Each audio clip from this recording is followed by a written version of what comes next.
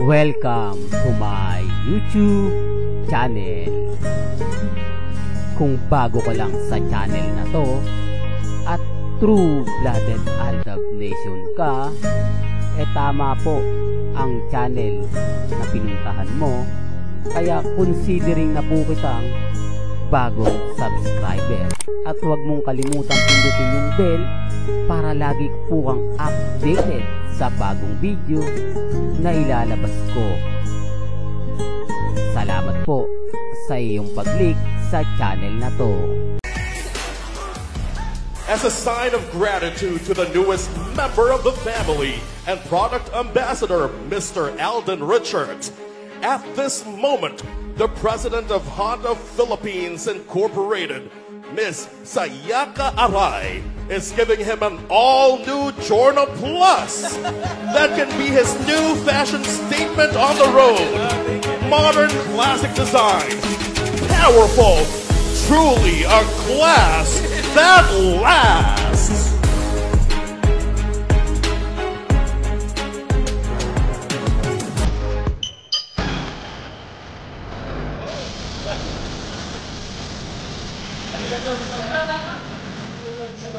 Thank you so much, Mr. Alden Richards. Welcome back mga Aldab. Ito na naman po ang inyong lingkod, si Mr. Destiny. At syempre update na naman po tayo.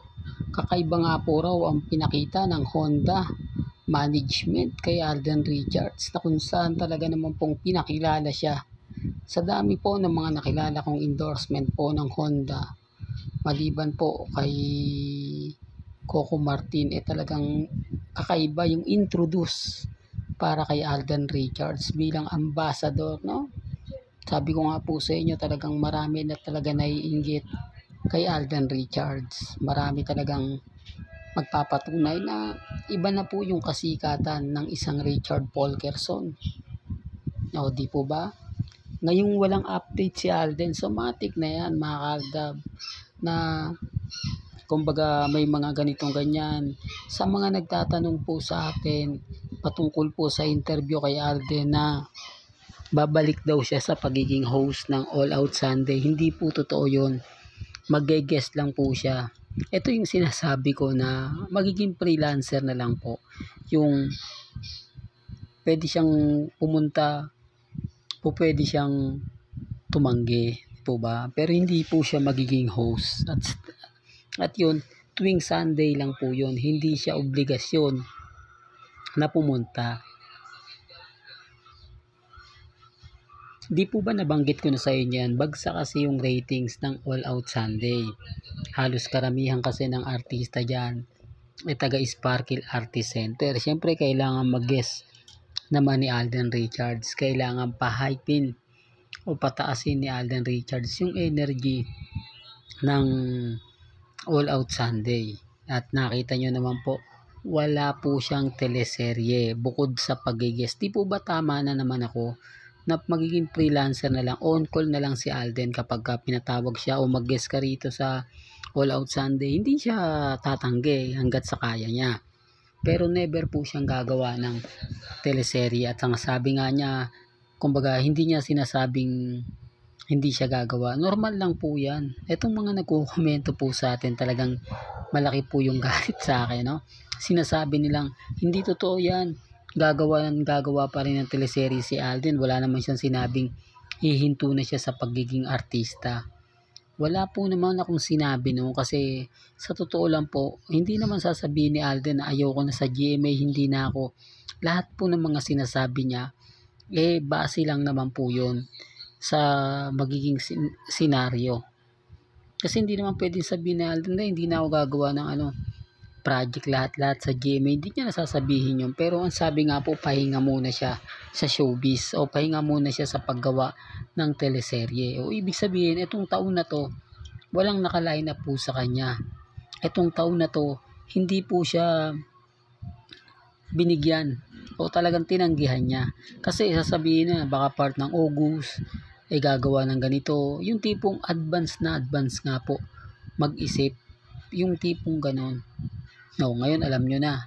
Tipo ba na talagang gagamitin si Alden para po mapunuan yung yung series o yung show ng All Out Sunday, kasi bagsak na nga po yung ratings mababa na, kaya kailangan pong mag-guest ni Alden Richards doon.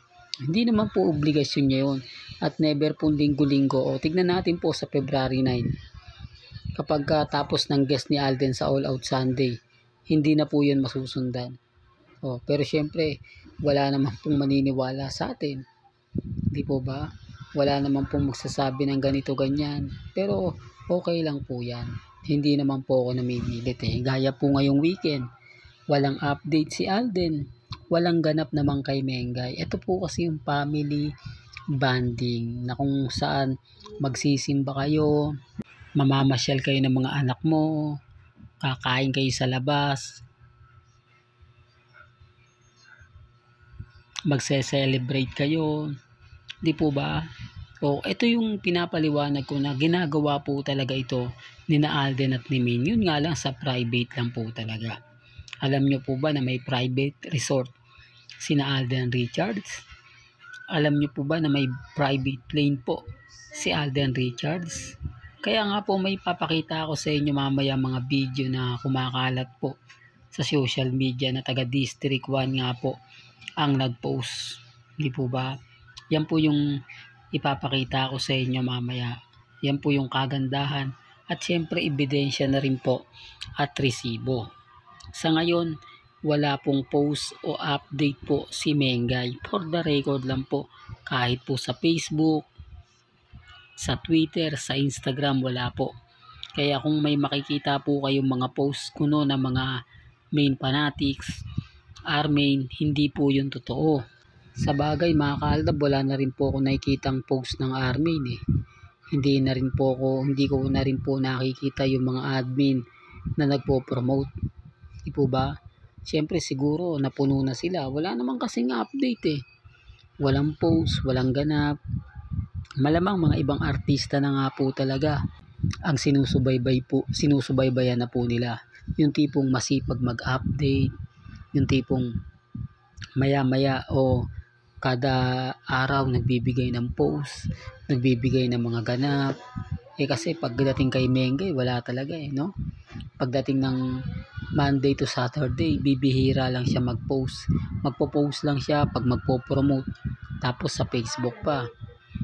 Kung titignan nyo naman po kung ang post niya minsan, kina Jose, Wally, at Paulo, wala man lang pong ganap para dun sa pumapabor nga po sa Armain. Pero 2 years na po no, pero never po natin nakita nagsimba si Mengay sa District 1. Never po natin nakita.